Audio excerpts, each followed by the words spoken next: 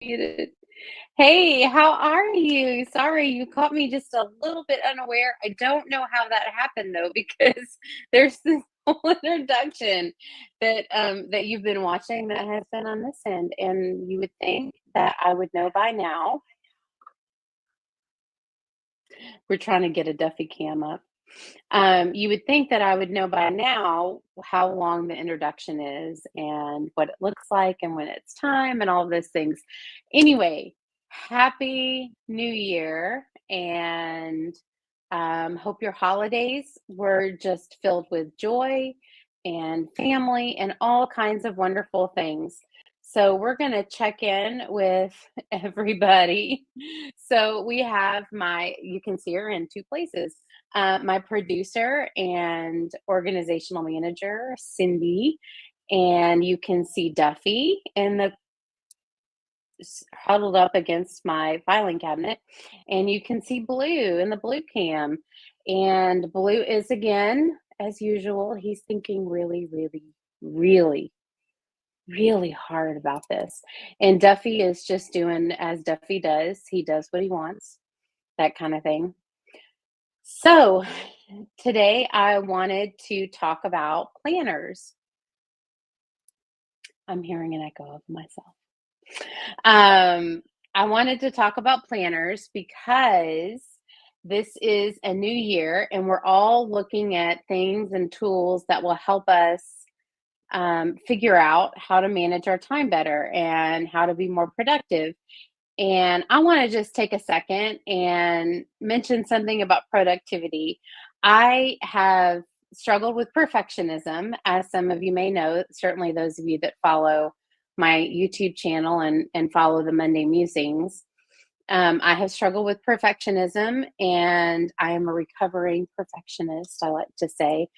But I also have put productivity very high on the list of priorities for me.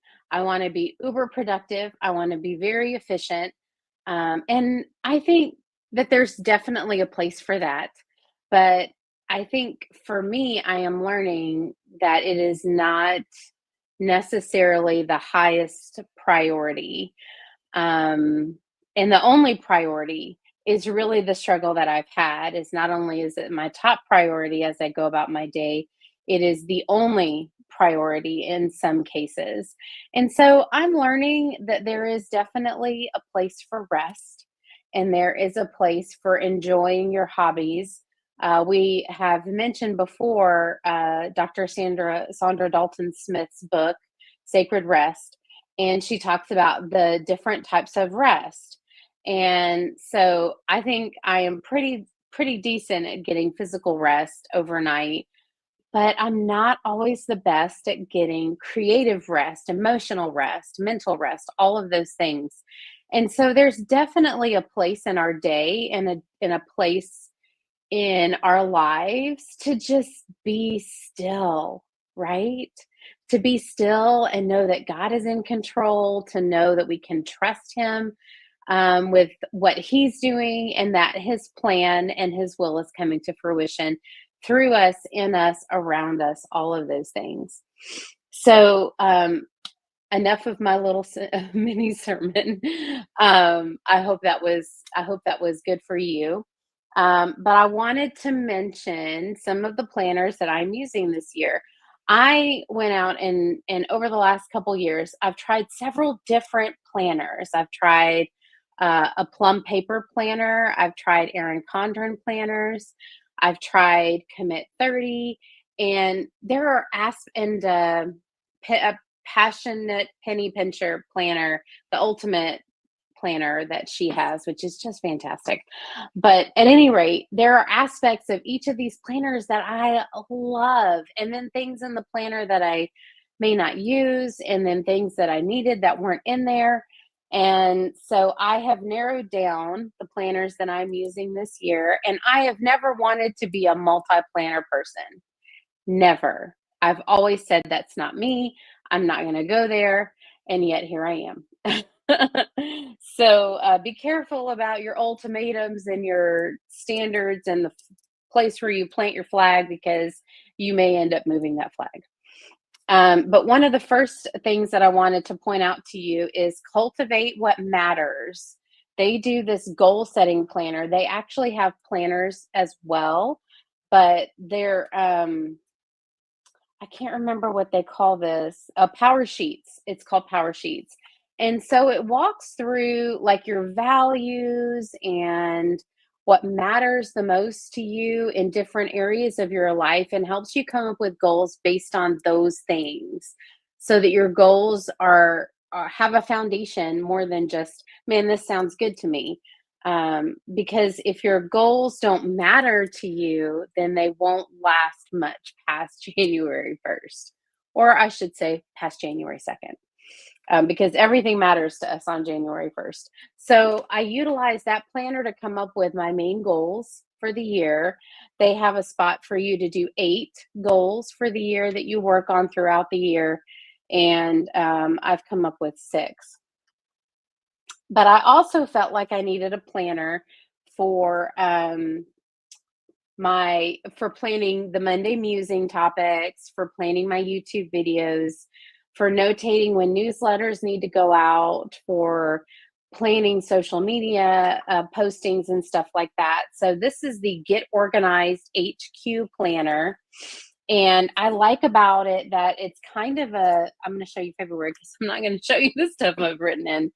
um, February, this is the month, so it has a nice month layout, but it also is just it's not simplistic in a negative way. I mean that in a very positive way. It gives you a great quick view of the week and a nice place here where I can just talk about like on Monday, I can put up here what the Monday musing video is going to be about. And if there's going to be a newsletter on that Monday, and then I have some space down here to make notes and all kinds of things like that about social media, what I need to make sure I post on social media, any sales that are coming up for my books and stuff like that. So this is what I'm using for my content planner is what I'll call it. And this quote on the front says, "Every day is a fresh start." I really like that. One of my favorite quotes is from Anne of Green Gables. Tomorrow is fresh with no mistakes, or that's the idea of what she's saying. I also wanted to have a health planner, someplace that I could have the opportunity to note my health journey. How much water am I drinking each day? What am I eating? What I have a couple of chronic pain conditions. One of them is chronic migraines, and so I want to be able to note what days I have migraines. What uh, what did I do, if anything, to help that migraine? Did I take a medication? Did I take one of my rescue medicines? Did I take Tylenol? Just so I can see patterns if they exist. But also the other pain conditions that I have. So it has this nice big calendar. It feels weird to put things in front of me like this. It probably looks weird to you too, but I don't have a top down camera at this moment to show you on the top down. So I can note on the days in general when these pain conditions flare up. And then it has a weekly layout that looks like this. So I can track water, I can track food in this little box, like what I eat for breakfast, lunch, and dinner, those kind of things. It has some places to put priorities and goals for the week. So let's say this past week I wanted to fill 4 of these glasses each day to notate the amount of water I was drinking. And then next week, maybe I want to do 6 glasses and so on and so forth. I also can note any type of movement or exercise that I get in each day, which is very helpful for me too, to track again if that is affecting anything about my health, if that is making things better, creating challenges with my migraines. And in case you were wondering what the front of this one says, this is a Bloom, the brand Bloom. This is the Ultimate Planner, I think. Yeah, this is the Bloom Ultimate Planner. And on the front, it says, "I am endlessly creating myself." And one of the fun things about the balloon planners is that these covers are in a slip cover, and they send three covers with it so you can kind of decide which one you want. You can create your own and slide it in there. It's a really, really cool thing. So, as I was saying, my main planner for the year, however, I love different things about different planners. And I decided to create my own planner because I just don't have enough to do, right? But it was very important to me to have a tool in my toolbox that had pages to put all the things that are important to me that I need each day and each week. So here is my planner that I came up with. I designed this front page. It is a quote from Edith Sitwell. It says, "Winter is the time for comfort, for good food and warmth, for the touch of a friendly hand, and for a talk beside the fire. It is a time for home." And I really like that. So in my planner, I include things like my scripture reading plan, my scripture memorization plan. It is one of my goals this year to memorize a scripture each week. I have a place to list books I'm reading, home project lists, movies and TV shows I want to see, writing projects upcoming, quarterly planning. And then I have my monthly list, and then my daily and weekly, and places to brain dump, and all the things that I needed. One of the things that I wanted to add to my daily pages, and I'll go ahead and show you that on one that I haven't written on. The decoration here is just a like washi tape that I put in. Is I wanted a page for my writing. So this is inspired by Sarah Cannon's scene planning or daily writing planning sheets. So this first big box at the top says scene planning for today, where I can kind of just brainstorm a little bit about the scenes. I tried to brainstorm for 3 scenes each day. Whether I'm going to have time to write 3 scenes or not, I try to brainstorm for 3 scenes, and then the word count, and it's got 3 scenes, but I could do 6 there. And then at the bottom, a little journaling after my writing session is very helpful. So, what am I loving about this story? Keeps me inspired and keeps me motivated in the story. And then my intentions for tomorrow, where I can either brainstorm, like, well, I left off in the middle of this, and so I want to pick up here, maybe a little brainstorming for the scenes for the next day, or just my intentions to write. I plan to write at 8 a.m., and so on and so forth. So that was one thing that other planners didn't have, and I have one for each day because it is one of my goals to write um, most every day. But I included some like mood journaling and stuff like that. Those of you that follow me know that I do struggle with a mood disorder, and so watching for again patterns and the charting of my mood is very important to me. So let's see what's happening with Cindy and Blue. They're both, Cindy's very thrilled about what I'm saying, and Blue is having a moment. I know it doesn't look like it, but he is having a moment, right?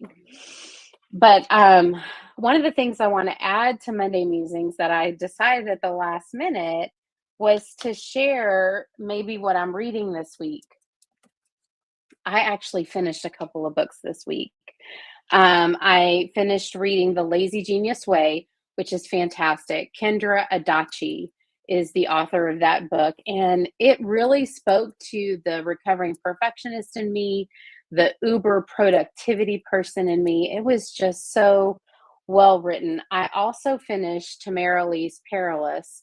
Those of you that follow me again know that Tamara Lee is one of my favorite authors. She writes clean slash Christian historical romance, the medieval era. She has some contemporary. She has some split time that take place part in medieval period, part in contemporary time. But most all of her books are set during the medieval period. But I did take a little break after that and read something that was a little bit different for me, but something that I had been wanting to read. And I'll show you the cover here if you can see it. It's called A Postponed Romance, The Love Story of Hank and Emma by KJC. And I had spotted this book, and I will be honest with you, I actually know the author, and she is just a fantastic, wonderful lady. But I have wanted to read this book, and it was such an honest look at a late in life romance that doesn't go uh, as smoothly as one might like. But it was a beautiful love story. I will say there were moments that were very heart wrenching, but definitely emotionally engaging. This story was very emotionally engaging, and it was just sweet. And so, if you're looking for a story, it was a quick read. I read it in one sitting. Part of that was because I couldn't put it down, and part of it was because it was, just written so smoothly and so easily that reading through it was, again, very easy. And I was so engaged that I didn't want to put it down. So KJC and K and C are spelled out there. A postponed romance. Definitely pick that one up. But that's what I'm reading. If you want to ping me in the comments and tell me what you're reading, maybe you can get me a recommendation that I can add to my to be read pile.